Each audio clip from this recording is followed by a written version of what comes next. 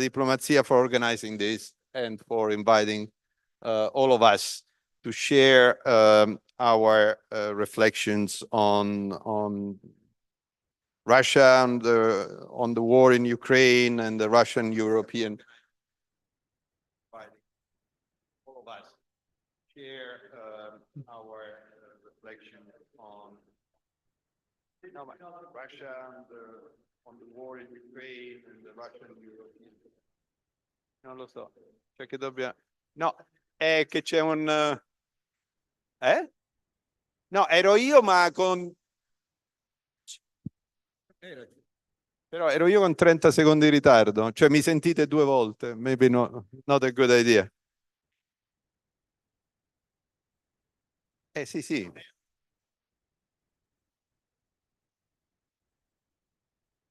30 secondi di ritardo, cioè mi sentite 2 volte. Sì, certo. Provo a cambiare.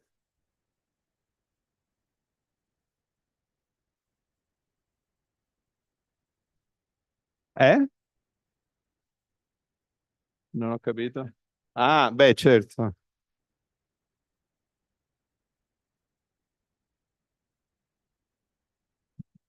Posso?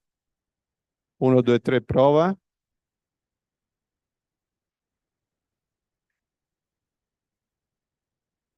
Non sono sicuro, eh?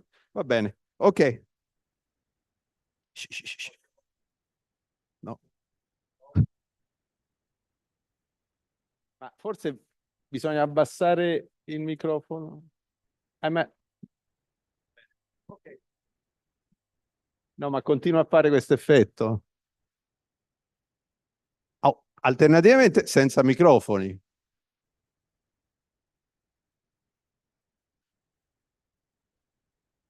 Cioè, la cosa continua. Alternativamente senza microfono.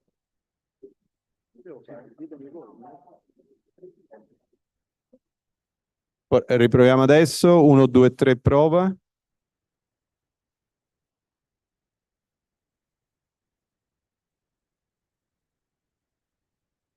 Okay, good. So we can.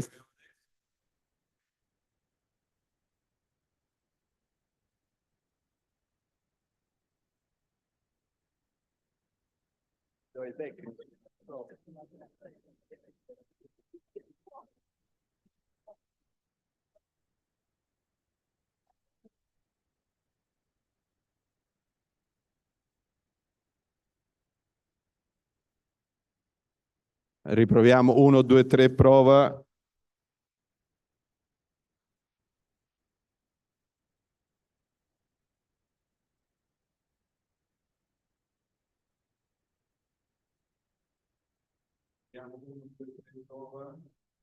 Facciamo senza microfono, perché poi non...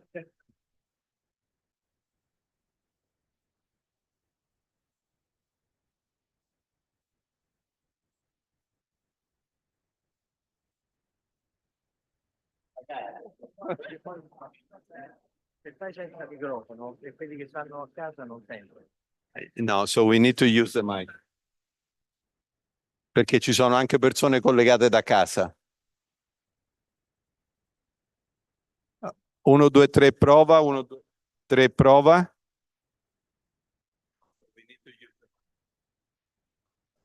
Perché ci sono anche persone collegate da casa. Sì, però non si può. 1, 2, 3, certo che non si può. 3, prova. Adesso o lo risolviamo o adesso lo risolviamo. Andiamo a fare aperitivo. Un attimo, prova.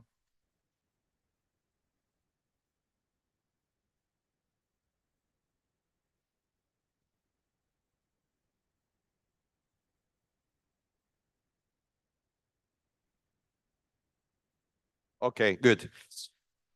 So the aim of this debate is to try to share ideas about kind of future-oriented ideas. I shared a number of questions beforehand, and I'm looking forward to how the speakers will address these questions about how do we get out of the world through military means, through political means, and what this entails in terms of negotiation, about possible scenarios for the future. If Ukraine wins, if Russia wins, if nobody wins, what's happened? The impact of the US election on this, and the post-conflict EU-Russia relations. How should we envisage that? And then also if we can envisage a post-Putin Russia. Well, these are just some of the questions. Of course, the speakers will address these and other questions in their presentation. So without further ado, I will start inviting the first speaker. I will follow the alphabetical order. So inviting Antonio Bettanini, writer, expert on communication, former spokesperson at the Ministry of Foreign Affairs with a long personal experience in European and Italian-Russian relations. So, Antonio, the floor is yours.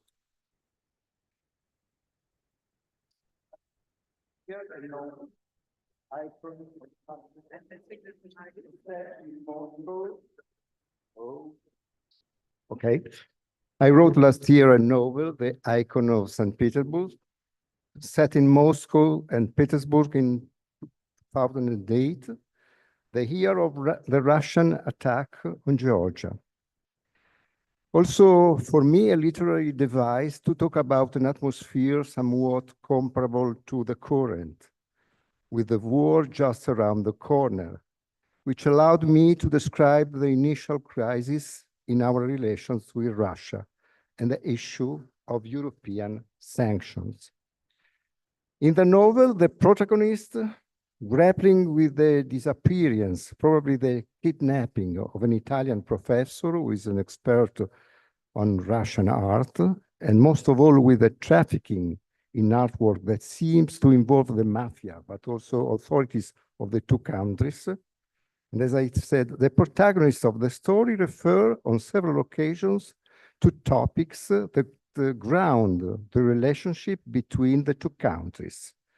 The issue of energy dependence that we know very well, but also the relationship between the Church of Rome and the Orthodox world, which represents a sort of incipit, starting point of the story. More generally, the novel evokes also a literary atmosphere rooted in the city and its main street, the Nevsky Prospect, known as the window to Europe, the city of Italian architects. Themes and topics I consider useful to recall because they contribute to determining the relationship between the two countries.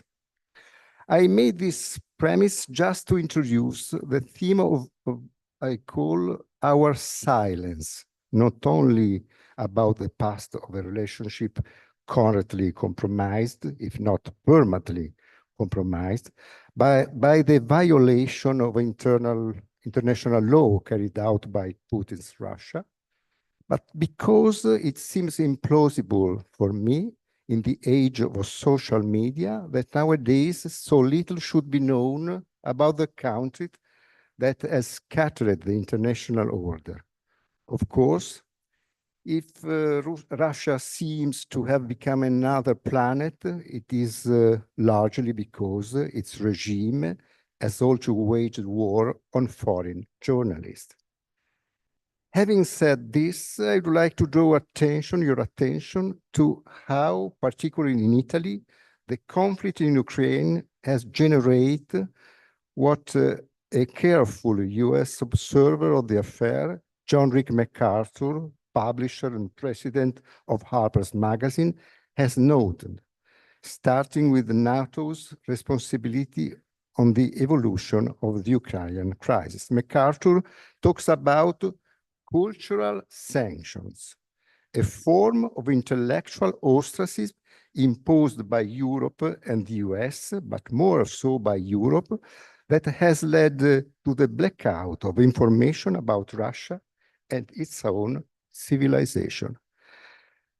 This is a theme that inspires and promotes a very recent and interesting reportage, Volga Blues, written by Marzio Mian, an Italian writer and editor, who spent a month traveling down the Volga River, supported by the Pulitzer Center. You can find a reference to his book, Inquiry, in the January 2024 issue by Harper's Magazine, in an article entitled Behind the New Iron Curtain. The book is a roundup of encounters along the Volga, and it's very interesting because you have the chance to note some motives that guide the discussion and action of the Russian people in this time of war. Along this river, you find many of the cities that have established Russian culture and faith, from Ulyanovsk, the birthplace of Lenin, to Stalingrad, now called Volgograd, the site of the infamous World War II siege. A history that weighs heavily on Russia's identity today, as the country continues to look backward, sifting its value-added past for new myths of grandeur, and it seems prepared to resist and to suffer, acts at which Russians have always excelled, and to have resigned itself to a future of isolation, autocracy, and perhaps even self-destruction. So the theme that generated this journalistic investigation was the cultural need to give an answer to this silent, the so-called cultural sanctions. I have more time, or I prefer to answer some question, and in a second intervention, I would like to enlist the motives that in Volga Blues you can find that are very, very interesting. Thank you.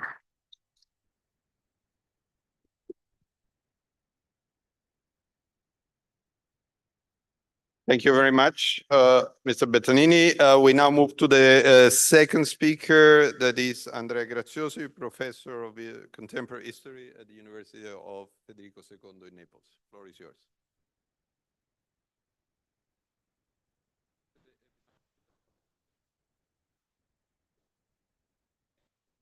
So now it works better. So I will try to address all the questions you raised in a different order. That seems more rational to me. The first question I will address is what impact will the US election have on the conflict? My impression is, of course, the impact will be very big. Everybody is waiting for this election, but not a definitive impact, not a solution of any kind. Because I believe one has to look also beyond Ukraine and Russia or the United States. Clearly, this, of course, is my interpretation. We have now China that decided that the continuation of the war is in her interest as a power, as a great power, because China can, of course, operate with Russia and make out of Russia, let's say, part of its sphere.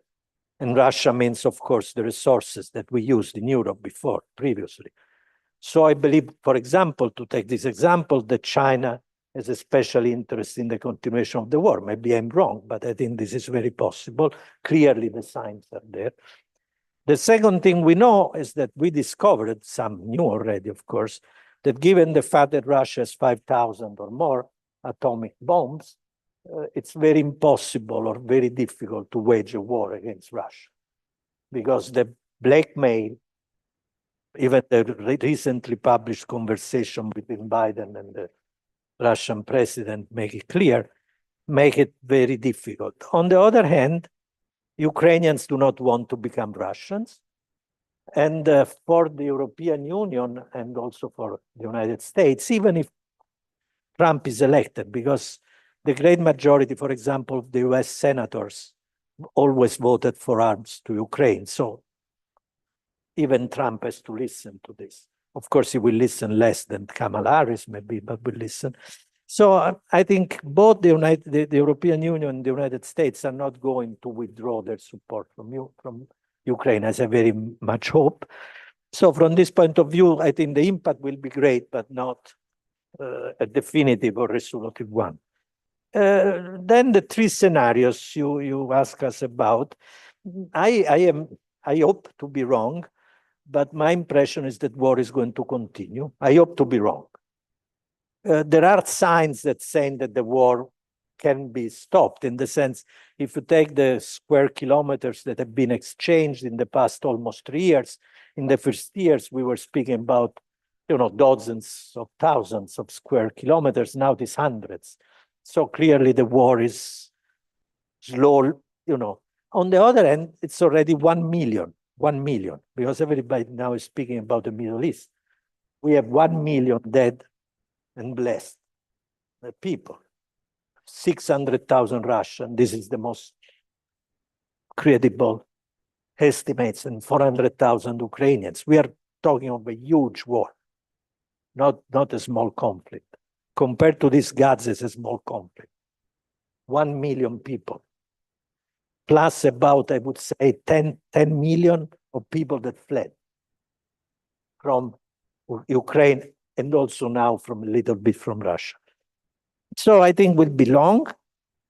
In spite of this, I think it's very difficult that Ukraine will win. What Ukraine can get is a good compromise. And I very much hope they will get a good compromise.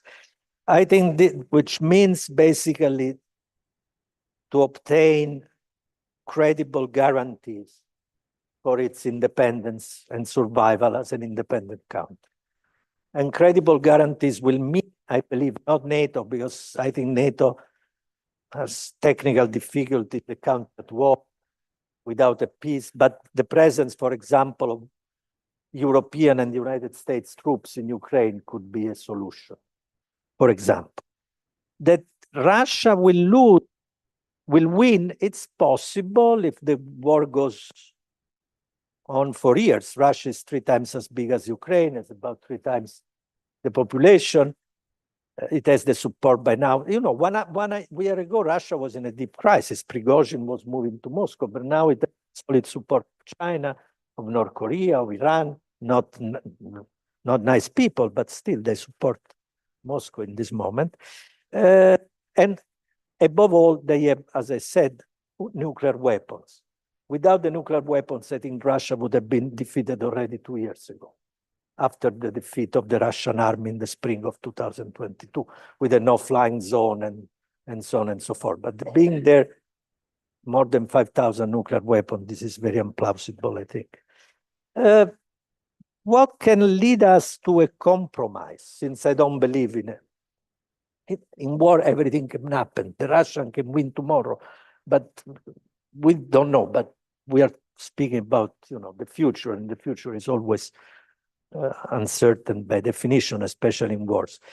My impression is that the way to arrive to a compromise is, first of all, to raise the cost for Russia. So to support Ukraine more with arms and economically. The European Union is doing a fantastic job in economic terms. It gives more than the United States at the moment. In arms, of course, we have more limitation, but it's important. I fully understand it's difficult to give long-range missiles to Ukrainian because of the nuclear issues, but still more can be done. It's something that should be done. And if we raise the price, maybe, Russia will come to terms. The second thing is to find a place where to start conversation, as with Vietnam or Korea. Conversation then can go on for months while the war continues. But you need to find a place. Turkey could be a good place, because these territories were Turkish Ottoman territories. They're not Russian territories. They were not Ukrainian territories. They were Ottoman territories up to the mid-19th century, and 18th, mid-19th century. And I think it's the most important way is to start conversation someplace, and to find a place to start. we cannot ask anybody to say we are going to compromise on this or that before negotiations are started. This is very naive. That is, how can you ask Zelensky or Putin, I'm going to renounce this or that before it will be done in private and in secret. To finish, if I have another 2 minutes, what can the European Union do? I already said that it can continue to support economically Ukraine, to support militarily as much as it can do, and also to start thinking hardly, seriously about the guarantees that we can offer Ukraine. Because the largest, the most important, more the weightier, I don't know how to say, the more biggest, the bigger the guarantees will be, Ukraine will be, you know, able to deal at the, to arrive to compromise. But to compromise things, you need real guarantees. As to what kind of relationship the European Union can have with Russia after the conflict, I think for a long time, very little. Unless we arrive with a peace. But this, I think, very implausible, not very difficult to arrive at peace with Putin at the moment. So I believe that we have to be resigned to the fact that relations with Russia will be very cold, let's say, and also very hostile for a long period, which is very bad for Europe and for Russia.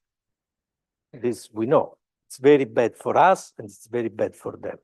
But I don't think it's before that, and I arrive to the last question, before the death of Putin, it seems very difficult to me that we can arrive to new relations with Russia. After Putin, it is, I think, in the interest, this I already said, but this is very important. This is in that very important interest of both the European Union and Russia to establish better relations. It's better for Russia because I don't think that any Russian, I know I've been in Russia many times for many years, I thought that I don't think the Russian elite, politically, economic, love the idea of becoming a courtesan at the Chinese court and to learn Chinese. They prefer to speak English and to go to Paris or to Lake of Como, basically, the one I know at least, and there are many. So it's in the interest of, and also you consider the folly of Putin. Russia is a place without an industry, decent industry. I don't believe anybody except both a Russian industrial product or sophisticated product. And it's a country with 140 million people declining, like us. China and India, the two countries that Russia is discussing, are countries with very sophisticated industry, very sophisticated technology, and 1.5 billion population. So Russia is can only be a servant at that table. In Europe, Russia, it's a big country with important resources that are crucial to our industry and arrive to the final point. So Russia in Europe can be a very major player. So it's in their interest. It is in our interest because to lose Russian energy and gas, it's a tragedy for the European economy. This has already been proved. It's not good. It's better to have a friendly Russia and to have this. It was done. No, it's a bad thing. It's a serious German economic situation at the moment. It's a reality I don't like, but it's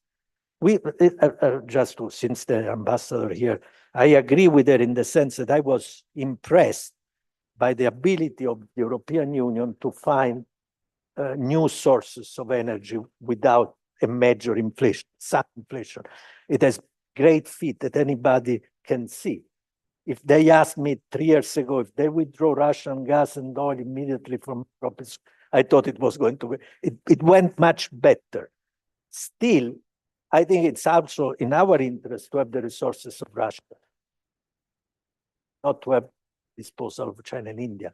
I have to say, and I have to confess, I would prefer to have good relations with Russia, not with the Russian for sure.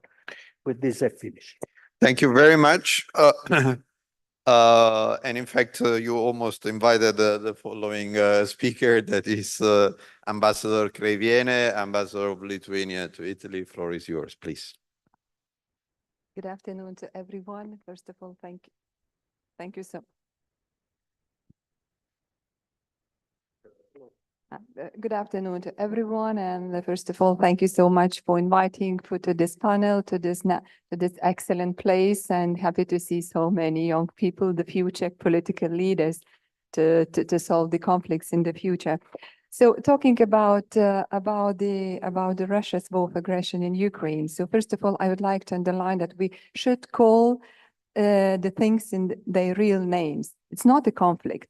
It's Russia's war of aggression in Ukraine. It's not Ukraine that invaded Russia. It's not Ukraine that created this the conflict or something. It's Russia invaded Ukraine. So this is the war, the full-scale war in just in the front line of European Union. But okay, it's already for almost 3 years. So now everyone is really looking for the solution, for the way out, and every war, be it bigger or smaller, at the end has a diplomatic settlement. Then the question is on what conditions the parties negotiate. And in this particular case, if we have in mind the concessions that allow Russia to keep the occupied territories and to continue pressure on Ukraine, that's not a negotiation, it's a surrender. And the only strategy for the negotiations must come from Kiev. Kiev must decide on which conditions they are ready to negotiate. And we, Europe and Western allies, we must do everything we can to make Kiev as strong as possible, so that whenever something is decided, Ukraine is in the strongest position. And to put Ukraine in the strongest position, the basics of it, firstly, is that Ukraine must be equipped to be in the strongest position to defend its own country, its own territories. Secondly, ammunition needs to be used. And if we provide ammunition and do not allow to use it, then it's really not as helpful as it can be. At the same time, we believe that we must offer Ukraine collective security guarantees that would be credible enough to keep the power balance in Ukraine's favor in the medium to long term. And the only security guarantee that works in Europe currently is, of course, Article 5 of Washington Treaty. Being in NATO is already a deterrent itself. So everyone probably agrees in this room that NATO Article 5 is the cheapest, quickest, and most practical security guarantee that Ukraine can be offered. And if we really want to secure Ukraine right now, we can do it now. But of course, this is a political decision, and our political leaders should agree on this. Then very probably briefly talking about the scenarios. So what could happen if one or another party would win or would fail? So my short answer would be that the Ukraine must win. And there is no scenario in this that if Ukraine doesn't win, that could end well for Europe. That we should understand, all of us, very, very well. Then talking about the victory, let's say Ukraine's victory, there are a lot and many interpretations how we understand that victory. And from our point of view, a victory of Ukraine is when it leaves Ukraine's territory and cannot go back. And it's important to realize that Russia will try to go back because Russia has a very clear strategy. The strategy is to restore its influence into the former Soviet Union area. And Baltic states, we are also on that strategy. We think, even though that we are European Union members, we are NATO members, but in the long-term strategy of Russia, we we think that we are there.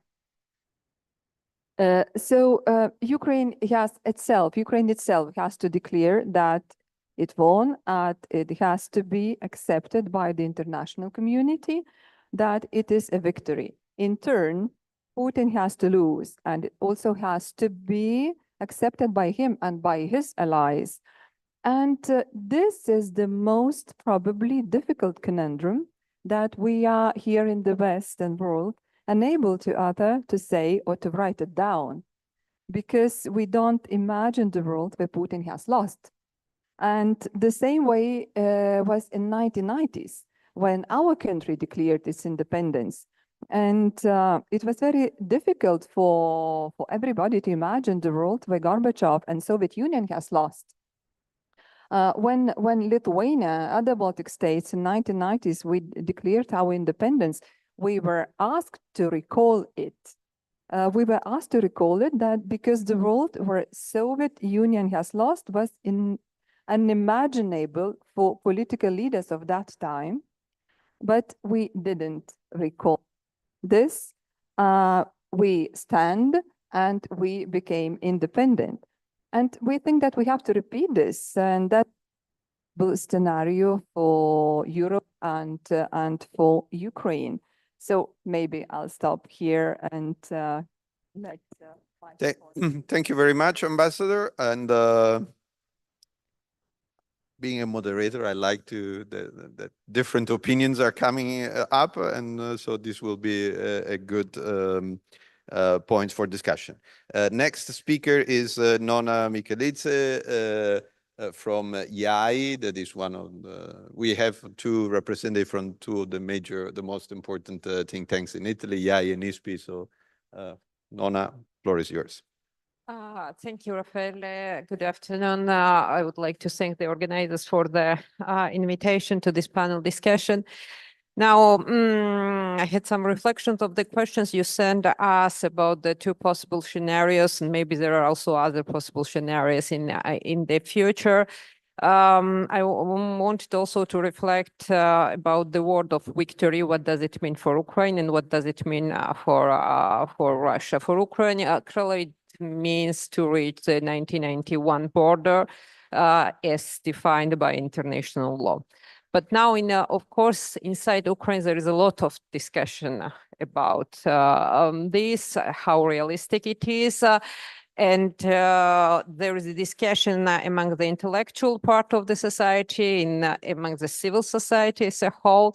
So there are parts of the civil society to whom it is important to maintain independence and sovereignty in that part of Ukraine that Ukraine managed to keep after the war ends. But it means that that part of Ukraine then has to have the guarantees and security guarantees and be able to be integrated into the Euro-Atlantic structures, meaning the European Union and the NATO, because thinking about the future of the country, winning the war in this case, if you are kind of disposed to give up some territories, at least you have to obtain the guarantee that Russia will not invade you in the future. In that sense, they well understand that the only real guarantee is Article 5, and there is no guarantee other than that. And this also based on the past experience of the famous Budapest Memorandum, which was not respected by the parties which signed that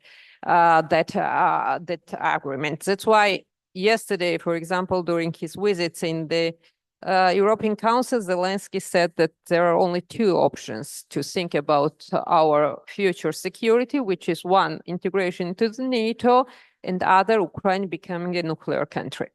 And honestly, I don't believe that there can be realistically another guarantee other than the NATO for Ukraine. And at this point, actually, it seems to me that Ukraine being into the NATO is kind of the guarantee to us, to Europe, rather than to Ukraine. and it is kind of the measure of the future conflict prevention in order not to find us with the conflict management. Now, what does it mean, victory for Russia? Victory usually for them means to achieve initially designed objectives, no? And Russia, I mean, we cannot complain that they are not direct in declaring their objectives. They have been clear since the beginning, and Putin has said there are a number of objectives, which is kind of the subjugation of the country. No, this is the change of the government in Kiev, denazification, demilitarization, denazification, meaning canceling the Ukrainian identity, culture, language, all the things that they are already doing on the occupied territories. And it is enough to read number of the UN reports drafted by the special commission who investigates the situation of the civilians on the occupied territories and how the civilians are being tortured by Russians on the territories in order to eradicate their Ukrainian identity. So Ukraine knows what does it mean for them to defend their land and to deoccupy the territory. Sometimes, you know, when you hear this kind of the solution, let's give the land in order to obtain the peace, it's not only about the poorly territory, it's about liberating the population on that territory who finds itself under the Russian torture right now. That's why it is difficult for Zelensky to think in the terms of negotiation. This is the one reason. Second reason is that Zelensky is completely dependent on the public opinion. Difference with Putin. Putin can do whatever he likes. And indeed, this war is not existential for Russia.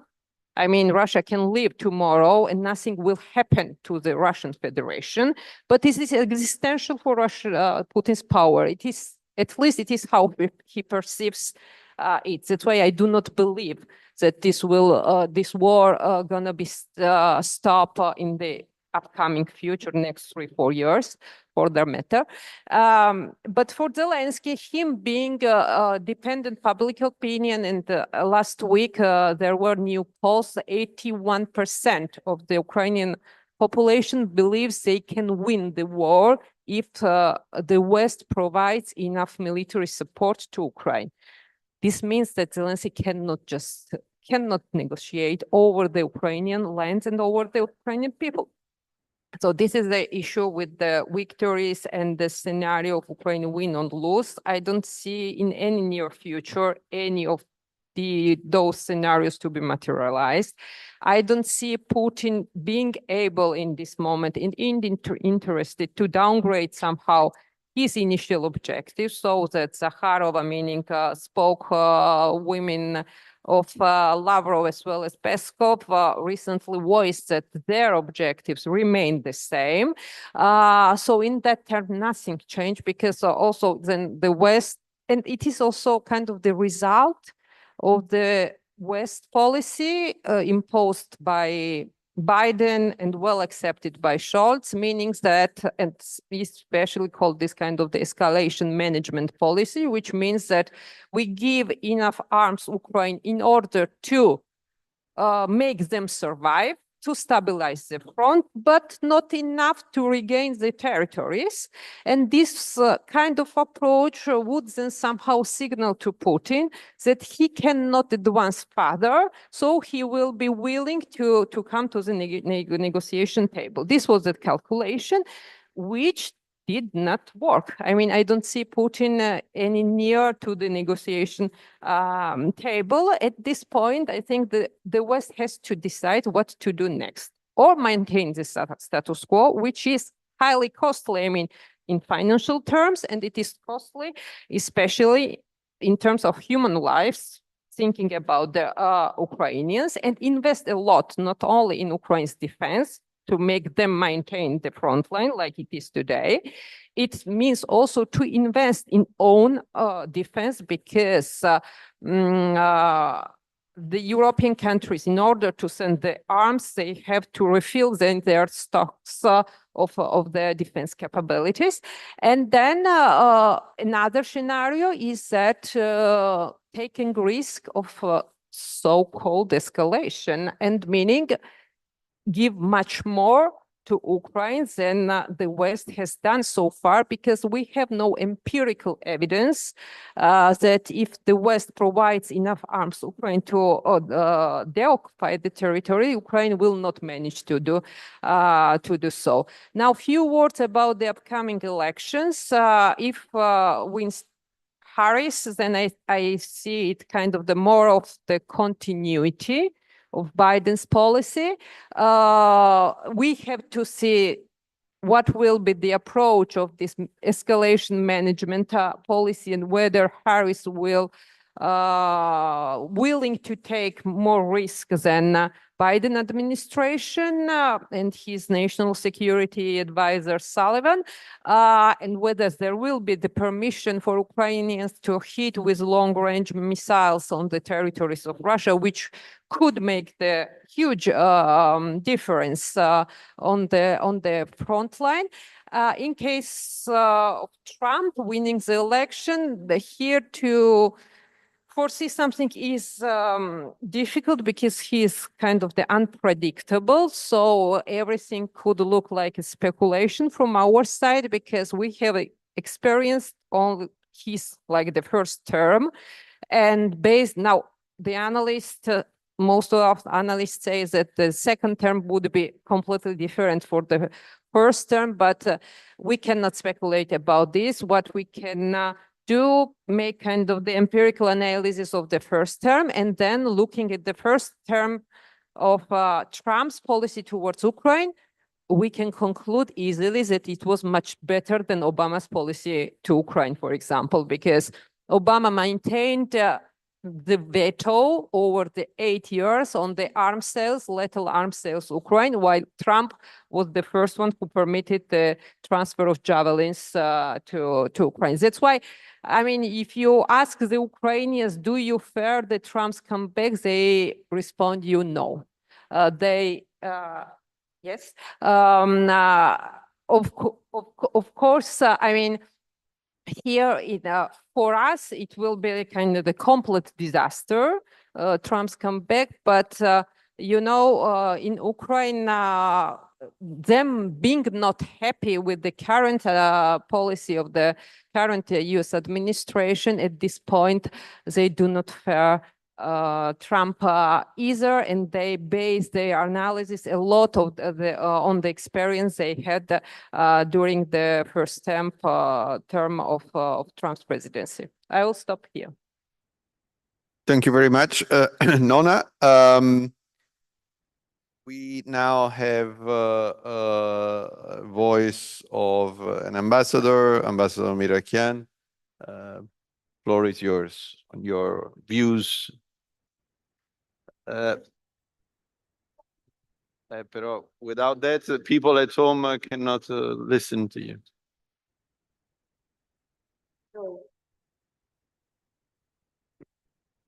Now we change the scenario. We're speaking about Russia, but in another scenario, which is Middle East. So you watch television every night, and you see what you wouldn't like to see. The crisis is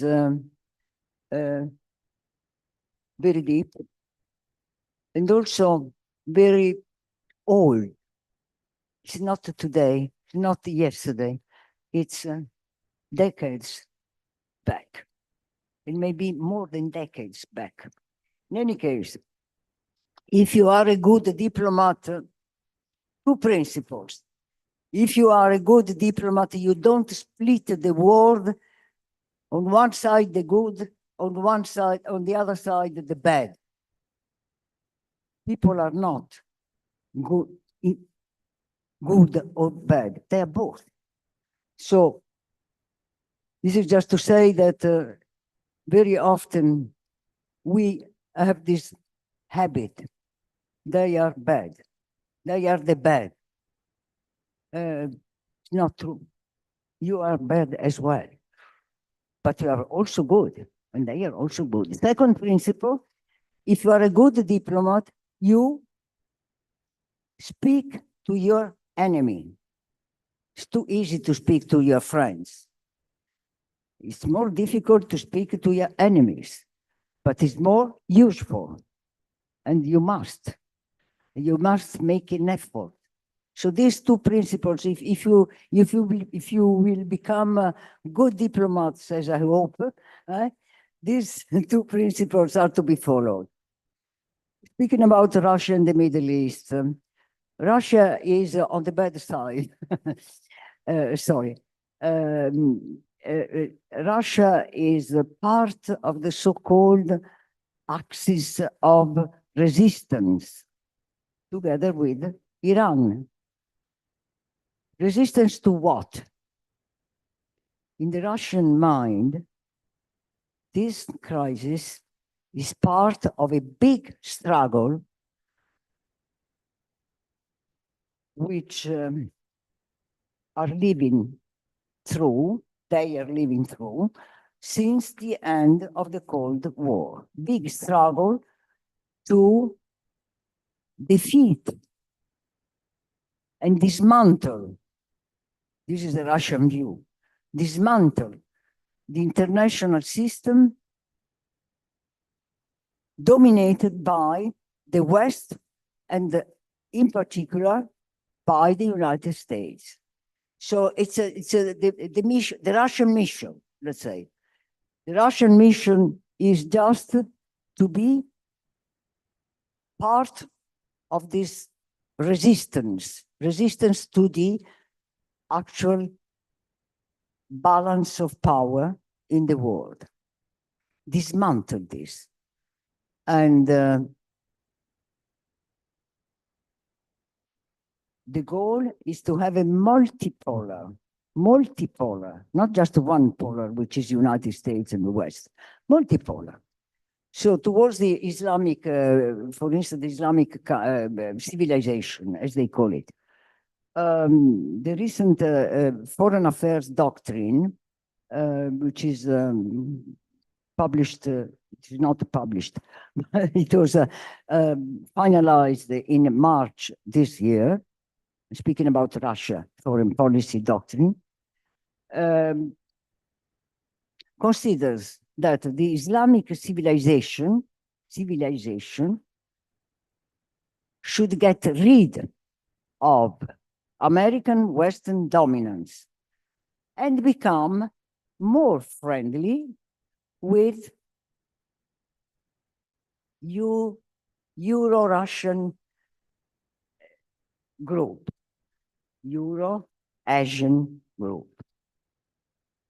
So I hope that you understood what they mean.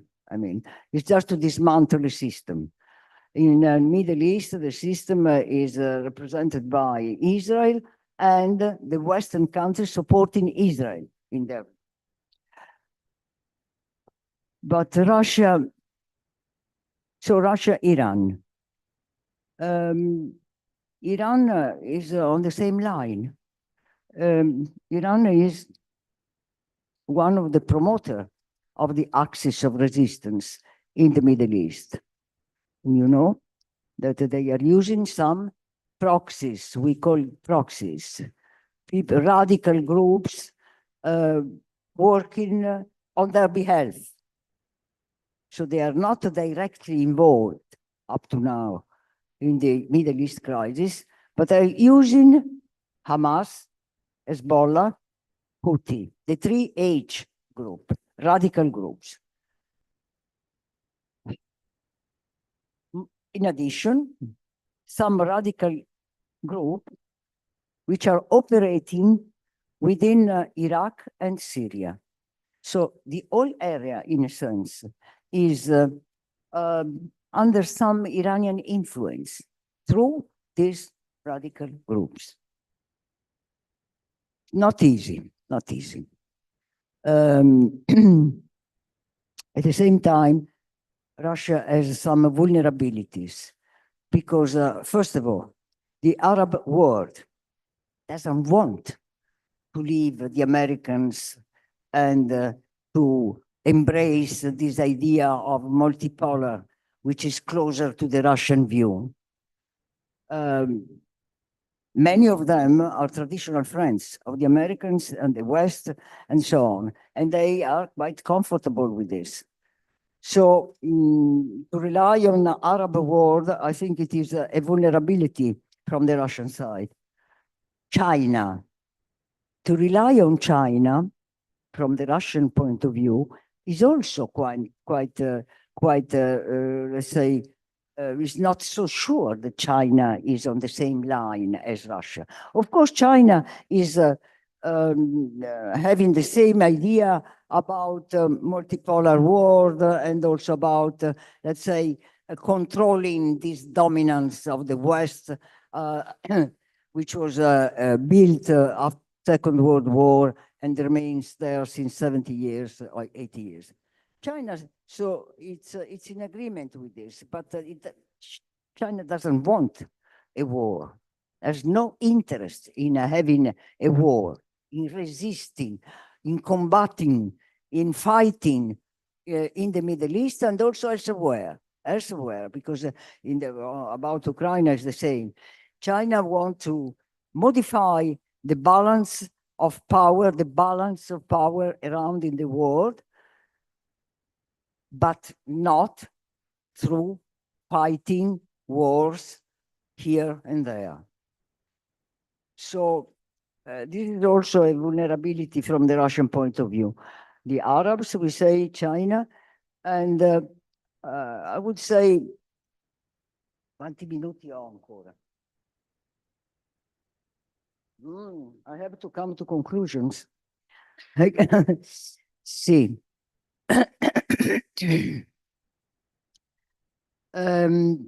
What to do? What Europe should do? 2 minutes on this. 4. 3. No, that's very important because we are speaking about crises which are just next door. And these crises are involving, you know, the Europeans, you know, economically, politically, and so on. Migrations, think about migration, which are also a product of this big crisis. But we should try, speaking about the axis of resistance, we should try to split the axis. Do you think it is a good idea? Very difficult, but not impossible. How? Now, our policy towards Iran is a policy of isolation, approach of isolating Iran, isolating it through sanctions and sanctions and sanctions. Nobody wants to speak to them anymore. And I'm speaking about the West, of course. Italy is keeping an embassy open because Italy, in foreign policy, it's quite a smart country. But in any traditionally, it's not a matter of this government or the other government. They feel foreign policy deeply. I mean, they are used to. First thing, in order to split this axis of resistance, which the result will be to weaken Russia, to weaken the possibility of Russia acting against, no, and interfering in this crisis in the Middle East. First thing is to speak to Iran. Keep contact going. It's difficult to speak to somebody who doesn't think what you think. But this is the beauty of diplomacy. So first, to keep contacts open. Second, I would say, rather than just applying sanctions, 100% sanctions, and that's all, well, as we are doing several times in different scenarios of crisis, also in the case of Iran, we should propose incentive and disincentive according to their behavior. Okay, if you act properly, we will try to decrease sanctions. But of course, if you are just fostering wars here and there, we will keep sanctions, incentives and disincentives. Several times we applied this methodology during the Balkan Wars in the 90s, for instance, and it works. Ambassador. Third thing. And then, fostering relations with Iraq and Syria. We said at the beginning that Iraq and Syria are dealing with radical groups, and as a whole, they are quite weak countries. So try, as Europeans, to be closer to these two countries. Syria especially, because Syria is coming out of a very big humanitarian crisis, 10 years of civil wars and so on. So just to try to better understand the problem, better, try to do better relations with these two countries. And then finally, last but not least, and then I close there. Very important. We are speaking about Ukraine, Russia, Middle East, and so on. Nobody is mentioning that we are speaking about nuclear countries. Speaking about nuclear. Russia is a nuclear country. Ukraine has a no, also Zaporizhia. But in any case, Iran is just reaching the point of having a nuclear bomb. So, I mean, we should just focus this point. I don't see much on our newspapers, television, and so on, because it's something that people are afraid of. But it's a very important point. With Iran, we should resume negotiations which the Americans left because Trump, at a certain stage, left the negotiations. We were just find out an agreement on nuclear with the Iranians, and then the Americans left. So now we should resume. I think the new administration also is thinking, new American administration is thinking of resuming negotiation on nuclear. And this is very important, and this is my last point. At least. Ambassador, we need to conclude. We need to conclude because thank you very much.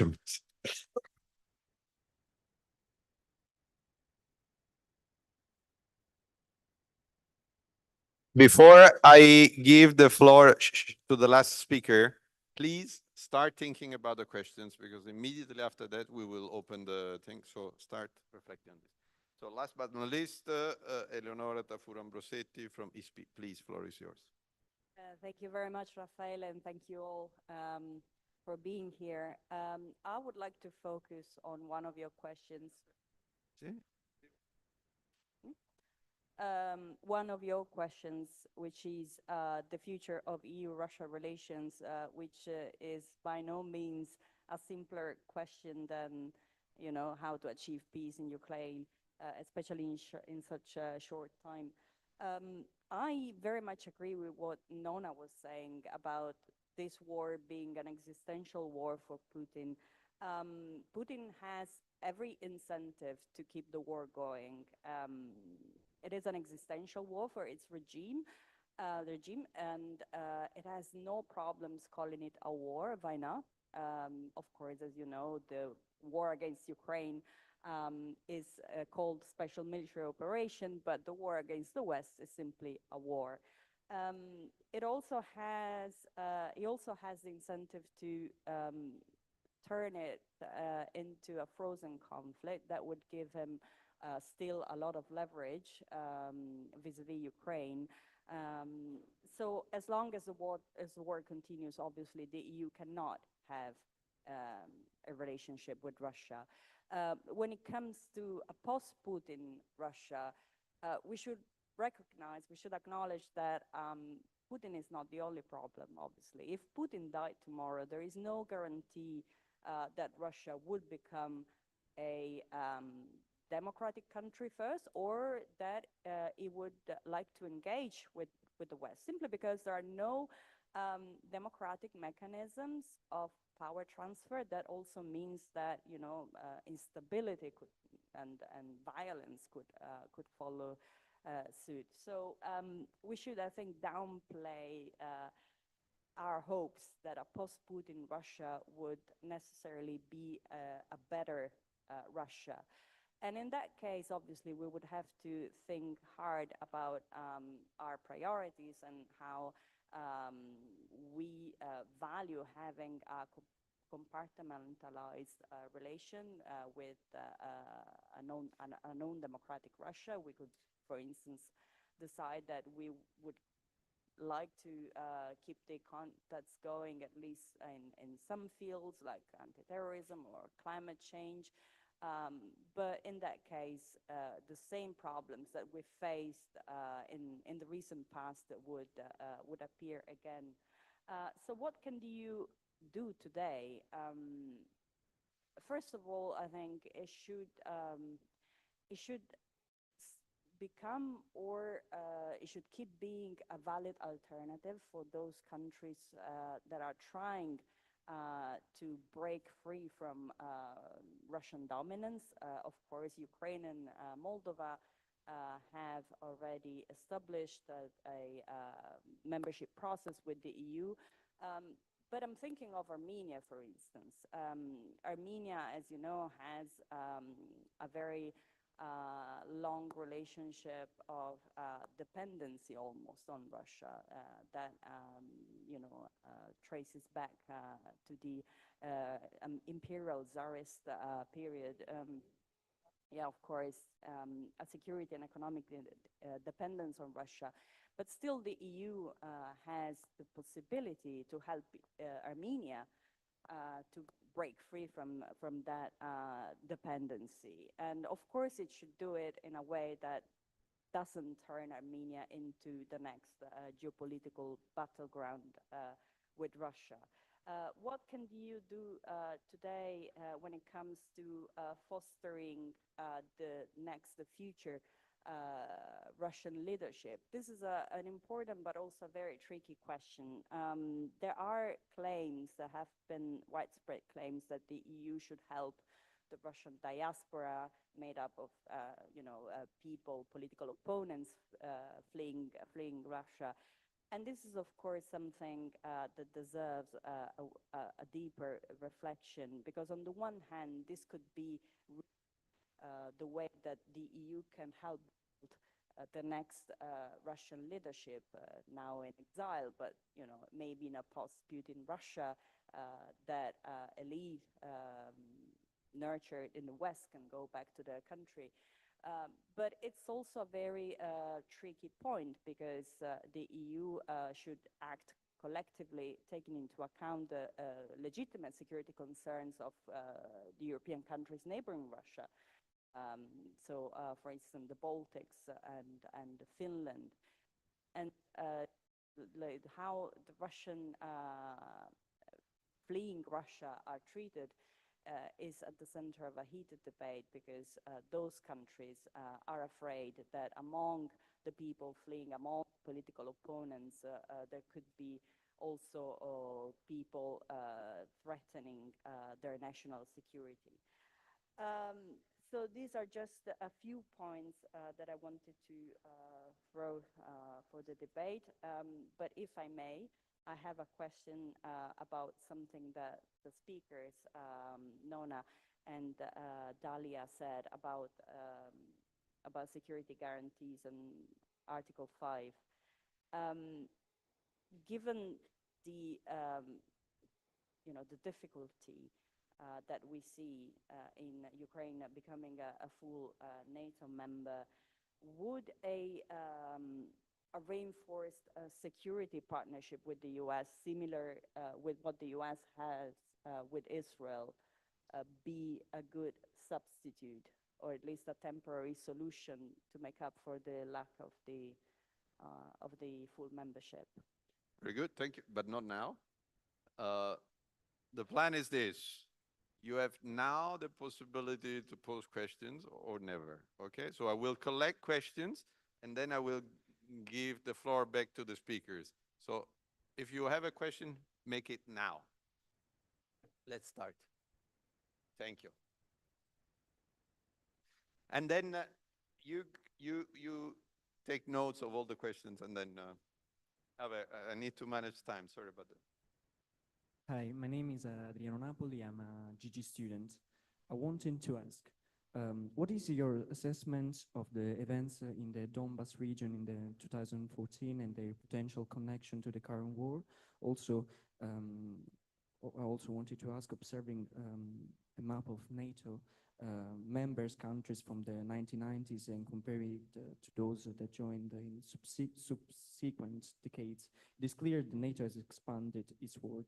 Additionally, Russia has repeatedly warned that it would take action if NATO extended further east, with Ukraine often viewed as a buffer state between NATO and Russia.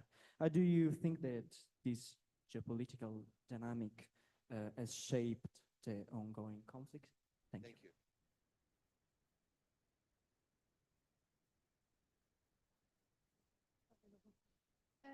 Thank you very much. I wanted to make a question about the refugees coming from Ukraine, especially right after the war erupted and the ongoing refugee wave. Initially, I'm from Norway, so I'm speaking for my country. The view was a very liberal one, and the government even created a temporarily collective protection for all migrants coming from Ukraine. But now there are about 40,000, I think, and not only in Norway, but in the whole of Europe, the limitation and migration control is on the political agenda, and the state and the people are starting to have a bit more negative view to all of these Ukrainians coming, especially also because a larger portion of the Ukrainians coming now are men who are in the age that they should maybe be in military service, etc. But my question is, in order to support Ukraine, should one keep open this liberal refugee policy to welcome them, or should one keep it a bit more restricted in order for maybe these men to stay in their country and defend Ukraine? Thank you. Thank you. Let's collect other questions, but straight to the point, huh? Because otherwise we don't have time for all. Okay, for me, 3 points. My 3? No, only one. I mean, go the most important one. No, because we don't have time for all. Okay, so the most important one, and obviously a war in Ukraine cannot be won by the West because Russia is winning currently, controlling 1/5 of the country, and the West cannot do nothing to increase the soldiers on the field. Also, Ukraine cannot decide for itself for the peace because all of the elections are being blocked, so it's no more a democratic country but a military regime. And so we have to address these problems and to see a concrete solution to the world and not a fictional one, please. Thank you. Many. Yeah.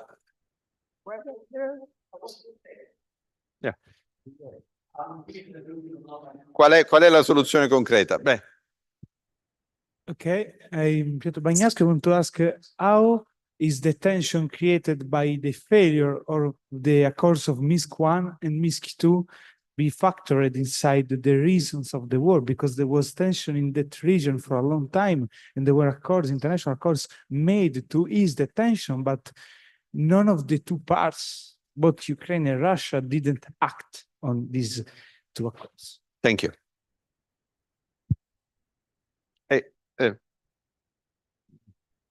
Okay, good. Yes, let's collect areas by areas. Okay. My question is mostly for Pravian ambassador, and is Lithuania and other Baltic states are in front line facing Russia action. How do you view the growing security threat in Eastern Europe, and what measures do you think are necessary to strengthen the security of the region, both on a military and economic standpoint? Thank you.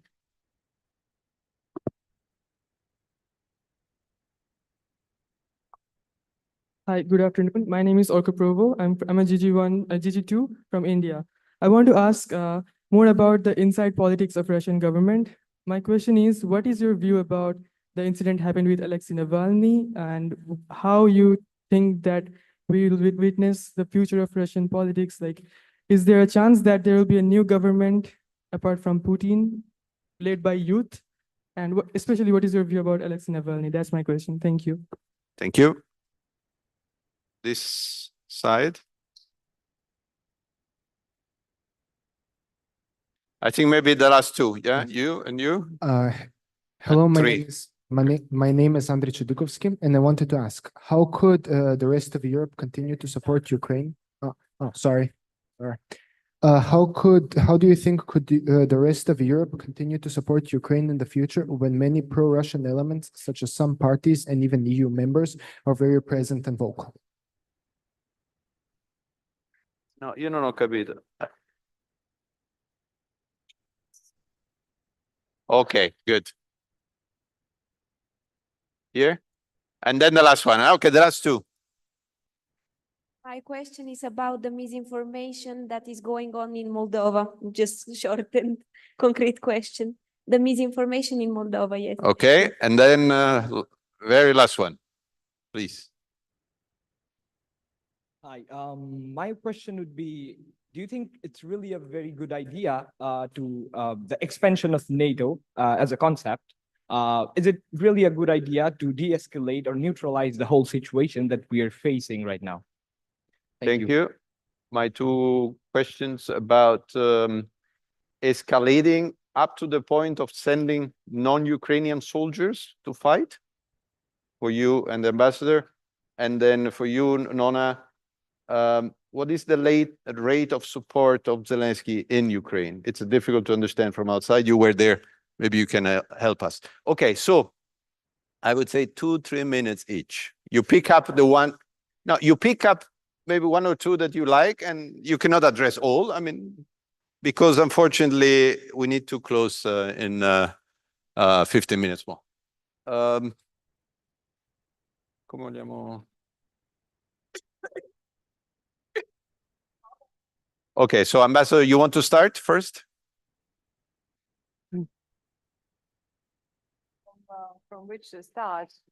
There was one question on the situation in the region starting from 2014 and something in the Donbass and etc.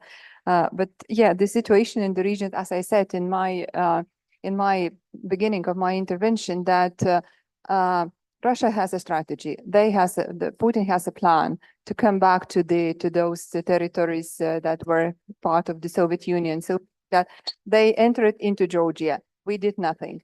Then they took Crimea. We did nothing, and that's why they started a war now against Ukraine. Now the question is whether we will gather all our forces and willingness and political willingness and resources to help Ukraine to win this war or not. If we will not, then the consequences will be very difficult for all of us. So yeah, we made the mistakes in 2008, in 2014. Now we do not have this luxury to make once again another mistake. So my probably reaction would be like this. On the migration, there was a question on this negative view on Ukraine. So from Lithuanian points of view, any negative view on Ukrainians coming to Lithuania, we are very open for them to settle down in Lithuania until the war is going in the country. Then another question is this flow of migrants and the Russian-speaking migrants, and among them, not only Ukrainians. Then probably the government took the decisions just to put a bit more strict control, not to let some people to come into the country and to make some disturbances within the country. That's only just putting the stricter control, but not having this negative impact on a negative view on Ukrainians. There was some declaration that Ukraine is no democratic country and so on and so forth, because there should be elections, but I cannot imagine how the elections could be handled during the war time. So I think Ukraine is a democratic country and is fighting for its sovereignty. So no comments, no further comments on this. Then I don't remember exactly the questions. Maybe someone else will Yes. will try to continue. If there is something, then afterwards we can speak. No, Thank you, Ambassador. Yes, Andrea? very briefly, because there are many interesting questions. I will address only the NATO expansion and the Donbass 2014. But first say a word on the refugees, also because these two, I mentioned before the data about death and people that have been blessed, soldiers, 1 million. We have about, I would say, 10 million refugees if you consider the one that fled inside Ukraine and the one that reached Europe, maybe more than 10. So we are speaking about something that is huge. And it is not, I think, well understood. This war is a very large war. As to NATO expansion, simply is not true. The point of contention was not NATO expansion. I remind you that Putin was at the NATO conference in Romania in 2008 and participated in NATO meetings. The real point of conflict was the decision whether Ukraine was to be pro-European, siding with Europe, or with the Russian Confederation that was called, Eurasian Confederation. That was the real point of dissent. And in fact, it was when President Yanukovych refused to sign the agreement with Europe, not with NATO, with the United States, and instead chose to go with Russia, that the revolt exploded. When it was a revolt, so this happens in history. As to Donbass, so the point was Europe, and I think Putin's reaction was very clearly on this also. As to Donbass, I was in Ukraine very recently and spoke at length about this. Ukraine was, while Crimea was clearly populated by majority of Russians that were brought there by Stalin after World War II, so they were not historically Russian. Tatars were kicked out, Jews were killed, Mennonites went away with Germans. But the Donbass, the following situation will be very brief, so very schematic, about 15 to 20% pro-Russian, about 20-25% pro-Ukrainian, and about half of them called themselves Soviet and wanted to be autonomous. And when they answer questionnaire saying we are Soviet, Russian, the Donbass under the Soviet Union was a very privileged industrial region, there is memory, and the autonomous now, they will finish with this, are feeling terribly, because with their playing the Moscow card to extract more concessions, Kiev, they ended up with a war and the destruction. So this is a case of a population that ended up in a hole because the war is horrible because of this. As to, I don't have the time, so I will give seriously, since there will be no peace, to me at least, it's impossible. With no peace, it's impossible a formal inclusion of Ukraine in NATO because it's forbidden. So the only thing you can do is to put troops there and to start negotiation. Nothing else can be done. Troops, I mean, non-Ukrainian troops? No. So our troops? No, once an armistice is done, not before. Okay. No, you have a negotiation, you end up with an armistice, and then you put troops to verify. That's it. Eleanor. Yeah, and maybe just jumping on this. Well, the legacy of Minsk 1 and Minsk 2 agreement is not a good one. Basically, it shows that if a peace agreement is signed, but it doesn't favor or it's not, that doesn't make one of the two parties happy, not even the so-called losing side, because let's remember Ukraine in 2015 was clearly losing. That's why it signed the Minsk 2 agreement, right? But it's not going to be implemented. And same with the international presence. I mean, before the full-scale invasion, we were discussing of having a UN peace mission. We never agreed on the terms. So I'm afraid it will be even more difficult to establish a new international presence unless we are able to impose it. But, it's not an easy thing to do. unity in the EU. I mean, of course, we have governments like Fizos or Orbán's, which are clearly not collaborative when it comes to helping Ukraine, but still they're in the EU. And I think Brussels has the instruments to keep them at bay, to compromise with them and eventually win their support for Ukraine policies.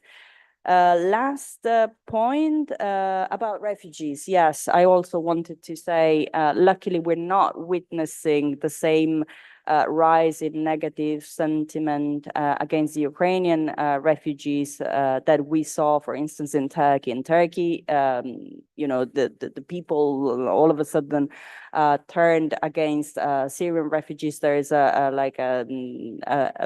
rise in hatred against Syrian refugees. I don't think we achieved that point towards Ukrainian refugees. But the question you raised is very important, right? I mean, the Ukrainian government has already asked several European countries to basically return men to Ukraine, men that are in the conditions to fight. And I think this is what European countries should do. But it's obviously a very, sensitive thing to do. Thank you. Nona.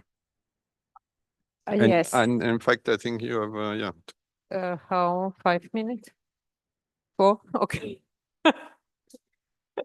We don't have them. So I start with your last question about the Zelensky's rating. There were 2 polls, one published in June and one published last week, and both of them show 59%. So roughly 60%. So it means that it has stabilized since June around 60.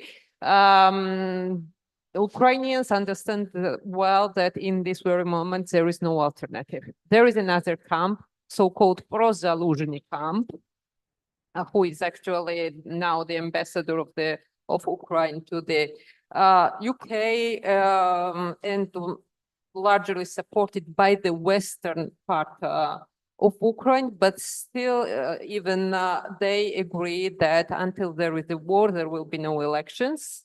No parliamentary elections, no presidential elections, and there is a kind of the moratorium on the issue of the political changes. This doesn't mean that there is a moratorium on the implementation of the reforms that the EU imposing on the way of the EU integration, and as if civil society is actively engaged with the implementation of the reforms, but in order to think about some changes of the political leadership, there is no reason to think that we will witness some of them in the near future. Minsk 1, Minsk 2, very briefly, by the way, you can download both agreements. And by doing so, you will understand what was the problem with the agreement. There is no sequence between the conditions of and the points of the agreement, meaning that the Ukraine and Russia had their own way of interpretation of the conditions. On the one side, the Minsk agreement was saying that Ukraine has to give kind of the larger autonomy status to Donbas, but only after Donbas arrange the local elections so that they will elect kind of the administrative government. And with this government, then Kiev will talk in order to together define what kind of autonomy grant to the region. No, on the other hand, the condition, one of the conditions was that Russia has to withdraw its troops in order to make elections happen and to make possible to OSCE observers to observe the elections. What happened? Russia refused to retreat the troops. On its hand, Ukraine was saying that it was impossible to organize elections in Donbas, in Donetsk and Lugansk, until Russian troops were present. So clearly the agreement was designed in a way to press the conflict, not for sure to resolve it. This so far about the Minsk and Minsk 1, Minsk 2, I will pretty much agree on what Professor Graziosi said, that the response of Russia to the events, to Euromaidan, with the annexation of Crimea and starting the war at Donbass, it was the response to the EU's desire to sign association agreements with the EU. By that time, Ukraine, by law, was a military non-aligned country. It has refused to integrate into the NATO. There was a law voted by the parliament of Ukraine, where Ukraine was a neutral country. So it was not about the NATO expansion, it was about the EU. And again, I think that it's not about the NATO expansion. By the way, it's the NATO enlargement, not much expansion. This is not only semantic, because enlargement, because NATO, it does not knock the doors to the others. The others knock the door to the NATO. So NATO enlarged because there was a willingness of the countries to enter into the NATO. And again, now, for Russia, it's much more important to prevent Ukraine to integrate into the EU.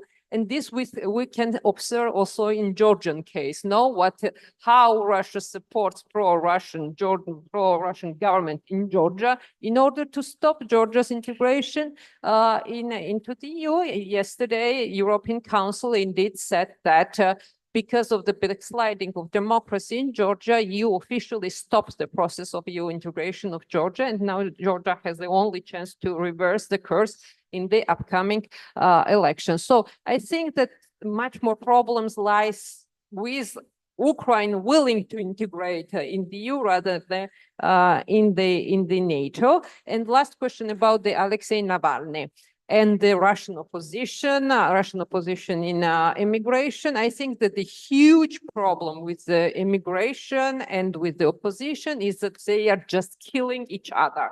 And what we are observing last month is absolutely, crazy in a sense, how a group of Navalny, so-called FBK, Anti-Corruption Commission, is fighting against Khodorkovsky and his group, and how they are fighting with each other, making us to think that actually there is no real resources in order to mobilize some oppositional forces which we could ever imagine as alternative government in Russia. Then there will be another problem with the Russian society and opposition and actual government which regard the decolonization of mindset, not territorial, but at least the mindset, which the Russian opposition does not want to address and doesn't even recognize as the problem. But this is another topic of the discussion. I will stop here, Rafael. Very good. Happy. Okay. No, well, because I need to manage the time. I think I'm happy because I think this was a very good debate with different positions, also methodologically different, some more analytical, some more political, which I think enriched the dialogue. I think I also was happy with the many questions from the audience, which I think really contributed to the debate. So please join me in thanking the speakers for this.